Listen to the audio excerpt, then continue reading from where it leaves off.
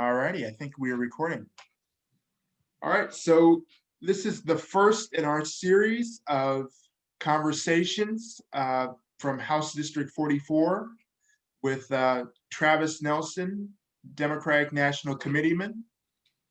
And so one reason why we wanted to have you as our first guest is because the number one thing in a democracy, and it seems like through this last 4 years with the leadership that we've had, we need an active citizenry.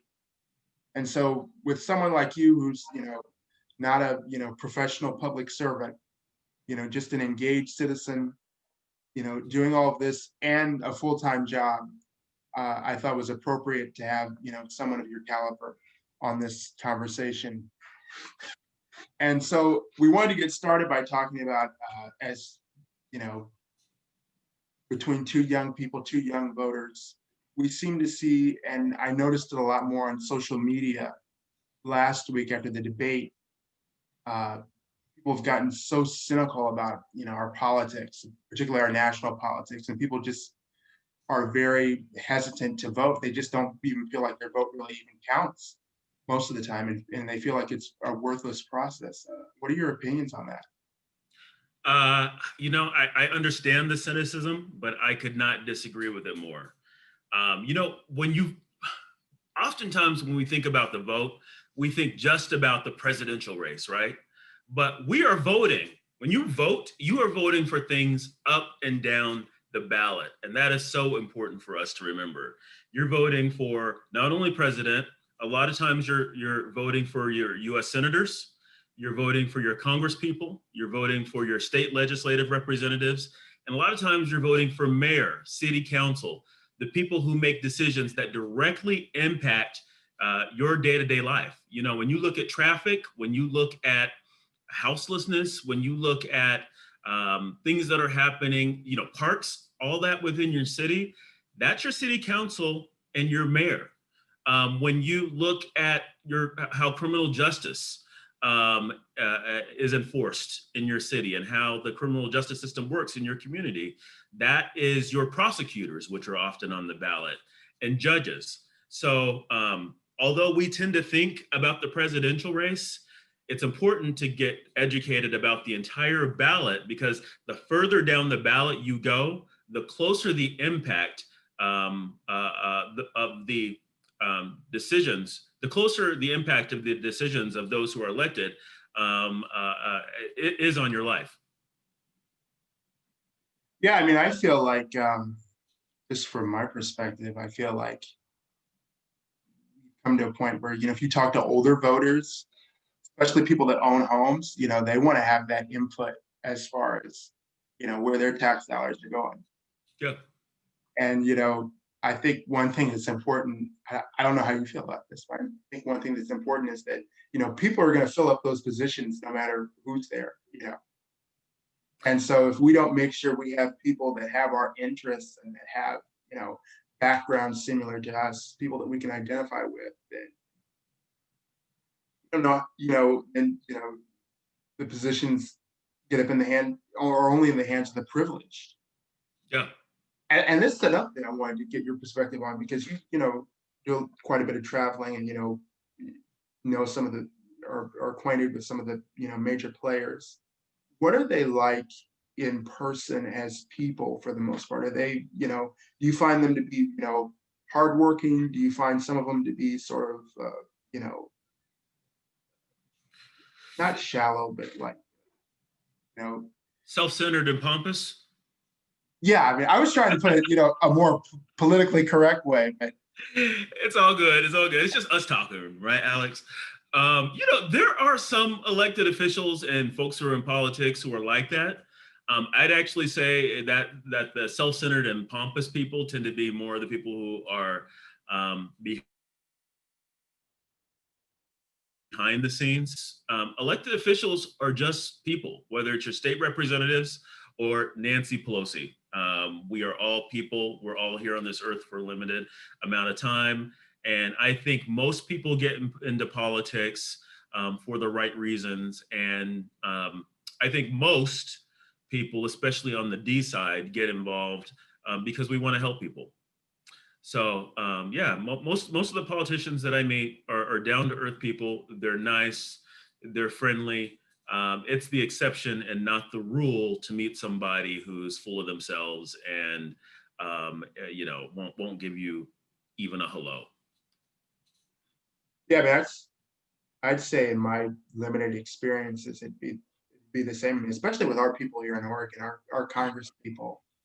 You know, I remember the couple of interactions I've had with Senator Wyden in particular. He's a very nice man, and a lot of them are unusually nice. It's interesting, Yeah. and and I can see with Joe Biden, you can definitely see that he's definitely a people person. I have a video of this.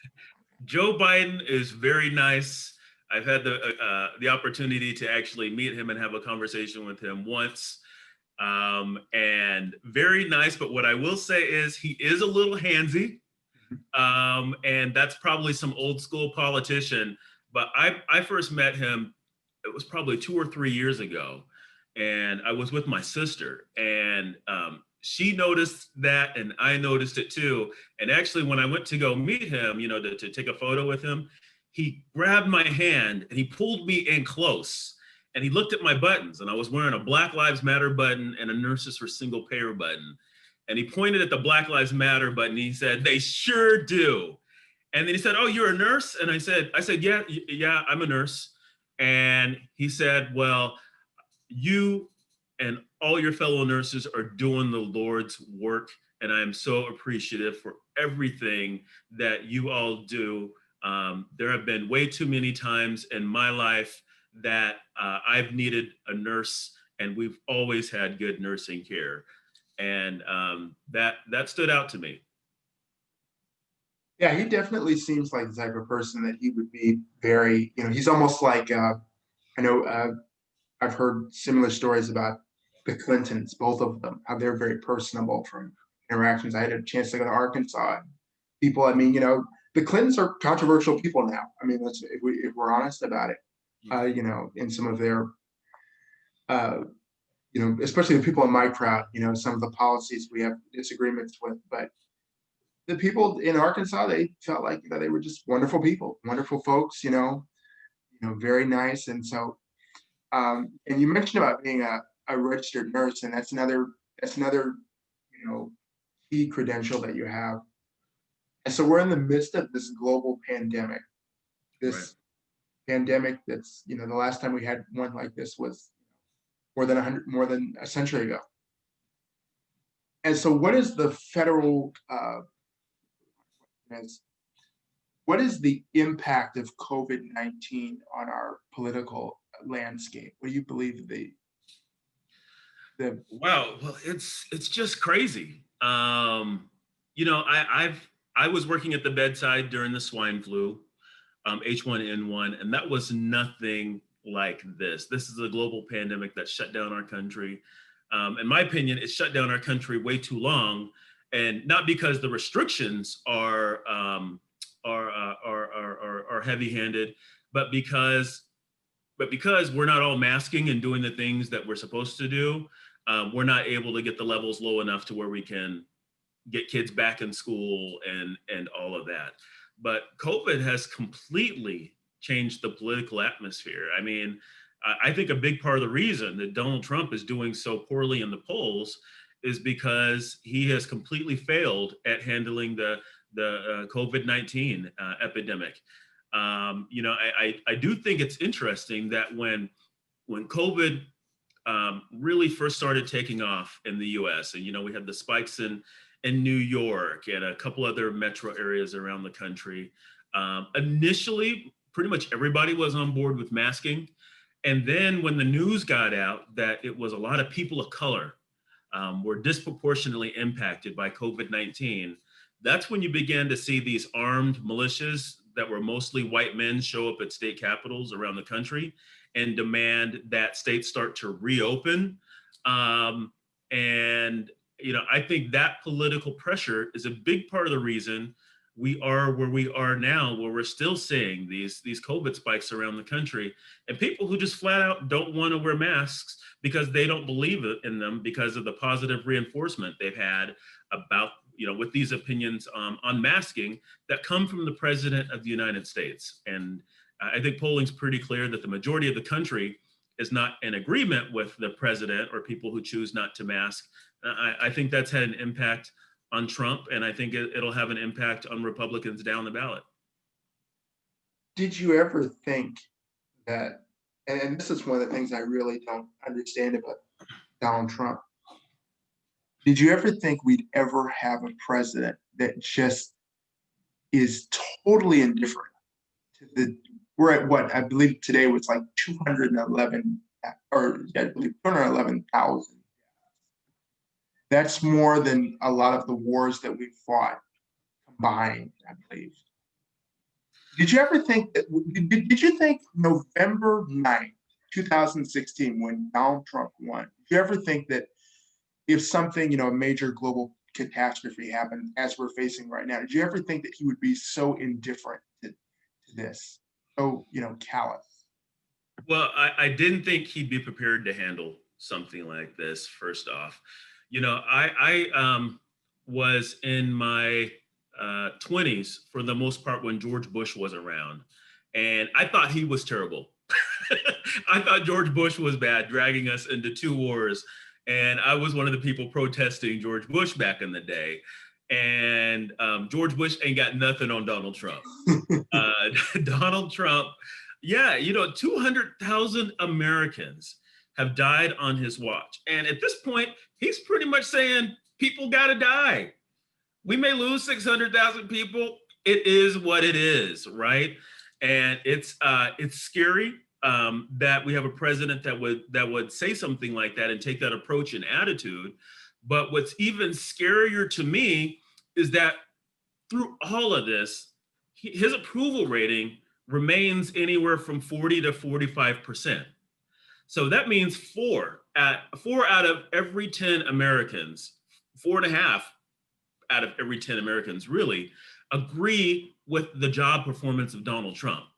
That's what's scary, that we have so many Americans who are siding with him. And if you look at the crosstabs of that polling, it's what's even scarier is the majority of white America still supports and follows Donald Trump. And I don't think that's a point we should just gloss over. Yeah, I mean, I'm continually astounded. I mean, even last night with his, ripping off the mask, saying, we've beaten the virus and whatnot. It's an amount of foolishness and arrogance that we only see. I mean, the only real comparison you can make is you can't make any American comparison. This is more on the level of North Korea. This is more on the level of different autocratic countries that we see. But one of the things that kind of moves us to our next point is about the fact that Donald Trump, now you talk about 4 out of every 10 Americans is for him. Well, 1 out of every 3 of the Supreme Court members of the Supreme Court, if they get Ginsburg's replacement, will be a Donald Trump appointee. So a man that has broken so many laws, who has, forgive my expression, spit in the face of justice proudly, is now going to define what justice is for the next 50 years, possibly. And from your opinion, what do you think about his impact on the federal courts and the Supreme Court? It's tragic and it's terrible. And just to build on the point you were making earlier, if Donald Trump gets to seat Amy Coney Barrett, we will then have had 5 Supreme Court justices of the 9 who were appointed by presidents that most of the people did not vote for. Think about that. But that's one of the consequences of elections. I hate our electoral college system. I'm a strong supporter of us going to a popular vote system here in the United States, but the system we have is the system we got to deal with. I think Republicans for years, decades, have made the courts one of their top priorities. because they've hated a lot of the progressive movement within our country that the courts have been catalysts for. So when I say that, I'm talking about like Brown versus the board, desegregated schools, right? That was the courts that did that. Roe versus Wade is the Supreme Court decision that gave women the right to choose whether they would continue with a pregnancy or not. That was the Supreme Court. Marriage equality in this country, gay marriage. That was not lawmakers. That was not President Obama that did that. That was the courts that actually did that. So when Republicans vote, they understand that they're voting for the courts as well. And I think that folks who are people of color and are progressive need to realize that when we vote, we are actually voting for the courts. We may or may not like the candidate. A lot of people did not like Hillary Clinton in 2016 and did not vote for her. And as a result, we got Donald Trump, because you get two choices in this country. But yeah, no, voting for the courts is something that we've got to do. And not just the Supreme Court, we've got circuit courts across this country. We've got hundreds of judges that serve in the federal courts that are lifetime appointees. And last I remember hearing, Donald Trump, I think, has appointed close to 300 federal judges. It was closer to 200. It might be 200, might be 200. But I think it's over 200 now. And keep in mind, these 40-year-old federal judges he's appointing serve for life or until they want to get off the court. And most of the court decisions that impact you and me are not Supreme Court decisions. It's these federal judgeships that are making these decisions at the circuit level that affect our day-to-day life. And right, because the Supreme Court doesn't take every case. The Supreme Court doesn't, they only take a very few select cases, and they pick and choose the cases they want to take. And it takes 4 judges to make a decision as to whether they take a case or not. So when we talk about moving this country forward in a progressive way, the way to do this, and Republicans understand this, is through the court system. It's not through the president. The executive branch, in my opinion, is actually the weakest branch of government. Aside from executive orders and foreign policy, there's not a ton that the president can do on his own without Congress, and the courts can check him at every step along the way. So we've got to be mindful of the courts when we are voting for who we want for president, because that makes a huge difference. Right, and you've got, the court system is sort of, especially the Supreme Court, sort of like a personal thing for me. So my great grandfather was actually one of the architects of Brown versus Board of Education. Oh wow! He was sort of a side note, but he was the president of the Topeka chapter of the NAACP, and he and members of the NAACP staff recruited the 13 families, including Oliver Brown, Linda Brown's father, and they filed the cases. They kept asking the Topeka School Board they kept appealing to them to integrate. They refused, and so they said, my great grandfather said, McKinley Burnett, he said, well, if you don't do that, then he said, we'll file the case. And one of the school board members got so upset that he said, go outside and fight. And he did all this with leukemia. He was fighting leukemia, the early stages of it at that point. And so when you think about now, and I think I'm eager to hear your thoughts on this. This is sort of like, to me, the dividing line between moderates and progressives as far as this election goes. You have where the progressives believe that we should, move this country forward. It's a great idea. We should have Medicare for all. We should have, universal pre-K, free college. But I think one of the things is, and that's one of the fights that we had in the primary mostly between Biden and Sanders. But I think one thing that this election is about is we're trying to maintain 50, really 60 years, this sort of post-Brown world. Because so much of our life, like what you said, is defined by the courts. You have and no one mentions this. I mean, of all the Supreme Court cases, no, that you mentioned, you didn't mention this, and a lot of other people don't mention this when they talk about the courts, is Loving versus Virginia, interracial marriage. It's one of those things where it's like, it goes back to the old saying, you tell it to the judge, And one professor's critique of Brown versus Board of Education was, his opinion on it was, that struck down Plessy versus Ferguson in 1896. Mhm. And the professor said, look, the Constitution never changed between 1896 and 1954. The only thing that changed was the courts.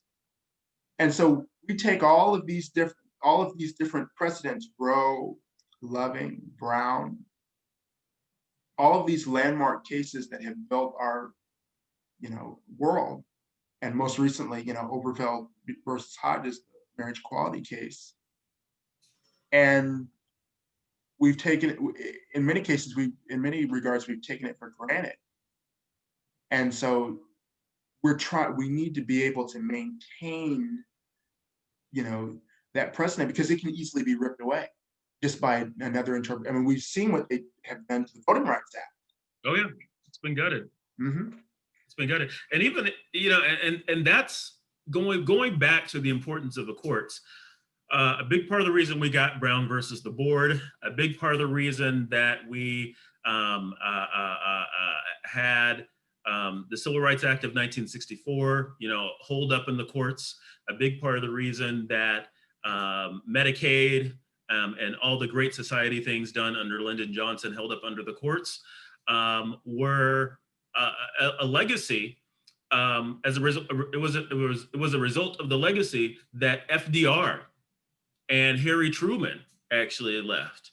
I mean, if you think about it, FDR was elected to 4 terms and served 3 of them, got elected to a 4th, and then Truman took over after FDR died, and then Truman won his own term. So that was 5 terms of Democrats in a row that were picking federal judges, nominating federal judges and Supreme Court justice, and that legacy lasted into the 50s and the 60s. So judgeships are extremely important. The courts, if you have no other reason to vote for president, think about the courts and the rights that people stand to lose. I think as progressives, we think so much about what we're not getting, what we could get, and the fight for a better, fairer America, whether it's healthcare, workers' rights, racial equality.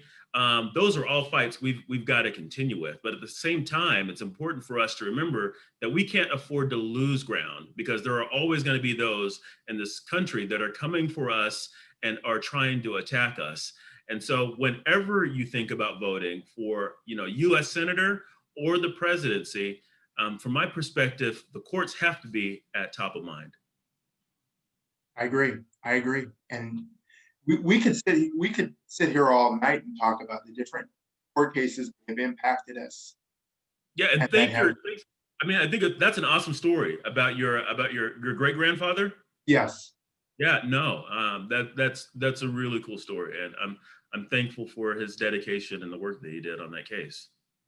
Yeah, and I mean, you think about, and I've thought about this mostly during this lockdown, is how, he sort of laid this groundwork, and very little progress in the post-1968 America has been made on civil rights. We're just getting to that point as far as, advancements for African Americans. And so my sort of mission in life is I sort of imagine it, I go see him, when I die, at the pearly gates, and be like, okay, what did you do? I did what I'm supposed to do. Now, what did you do?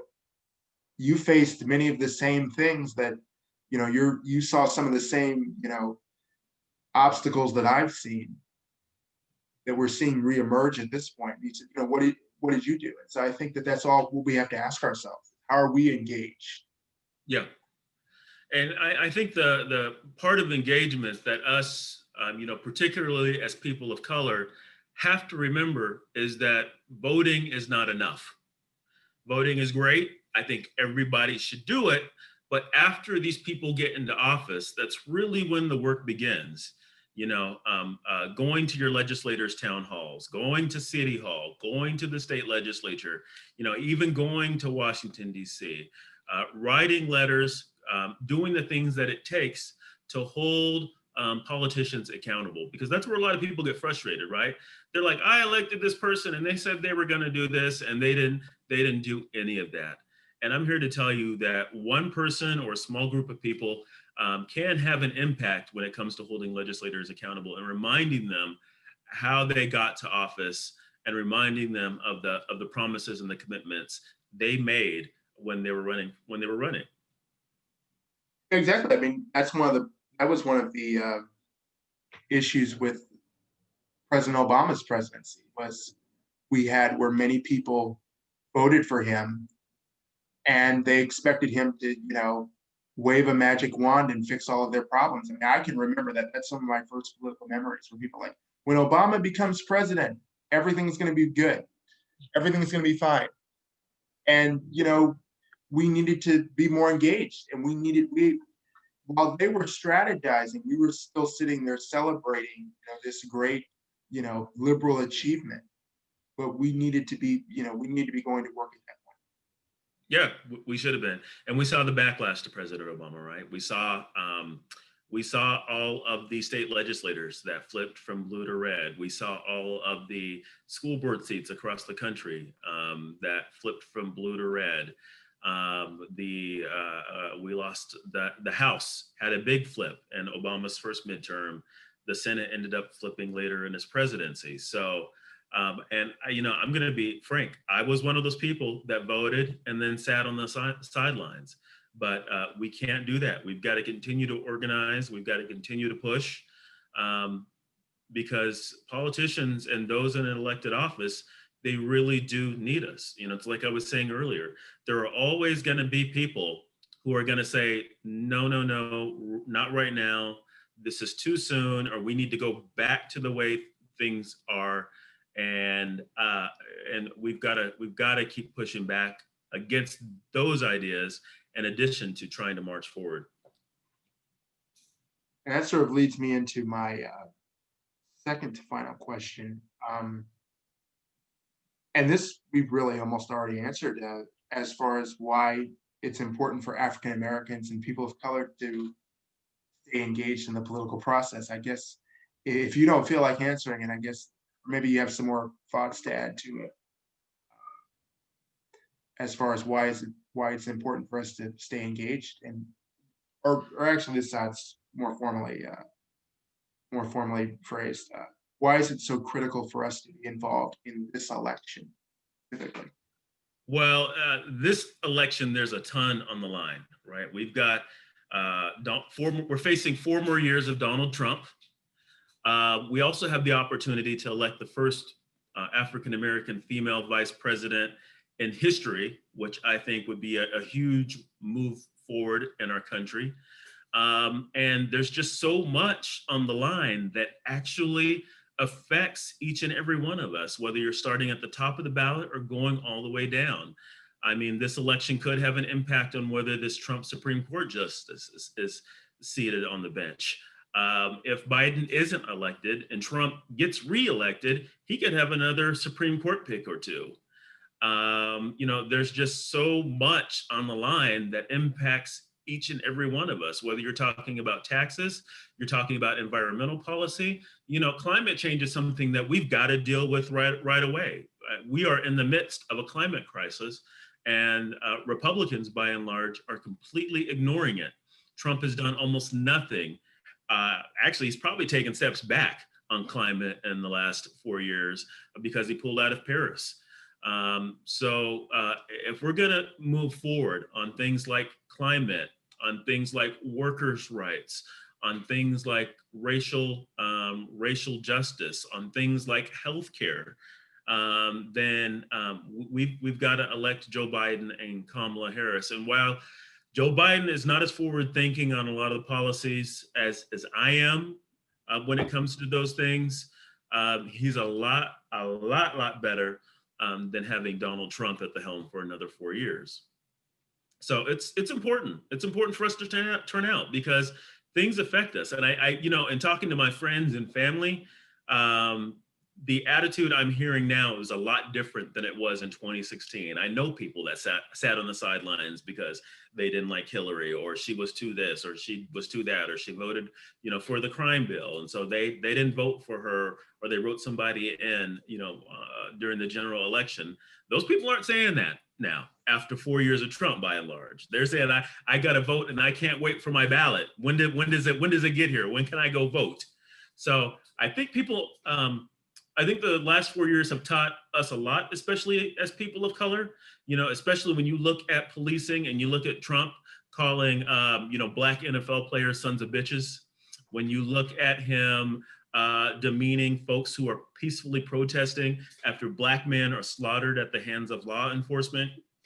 When you look at everything he's done to support and enable white supremacists, whether that comes in the form of a tweet, or whether that's something that, along the lines of what he said at the presidential debate the other night when he told white supremacist Proud Boys to stand by. What does that mean? As people of color, we hear that, and we know that's got an impact on us. So, and even in a liberal bubble like Portland, we had white supremacists marching up our street. I mean, you live very near where I live, right up, up at Peninsula Park. Yep. And so with Trump flags. Yes. With Trump flags. Yes. So even in our own, no one's safe from it. We had federal officers invade our city. No, and you're spot on with the federal officers that Trump sent. I was down there quite a bit when the federal troops were here in the city and got tear gassed by them, and suffered some negative effects of the gas that they used on the crowd that impacted me. So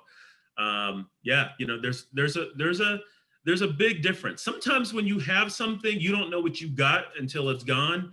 And while Obama was not perfect, while he was not the progressive champion that a lot of people really hoped and thought he would be, his presidency was a whole hell of a lot better than Trump's was. Yes. And we also need to remember, that Black and brown communities are disproportionately affected by this virus. Yeah. We could have, and with your background in the healthcare industry, I'm sure you understand this probably, better than anybody. We could have 600,000 deaths from this virus just like that. Yeah. And we will probably get to the point to where we have 500,000 or 600,000 deaths in the not too distant future, because we have not done enough on COVID-19. We've not done enough in the way of PPE. We've not done enough in the way of social distancing and wearing masks. And I'm a former co-chair of the American Nurses Association Leadership Society, and have been very involved with the American Nurses Association and still get a lot of information from them.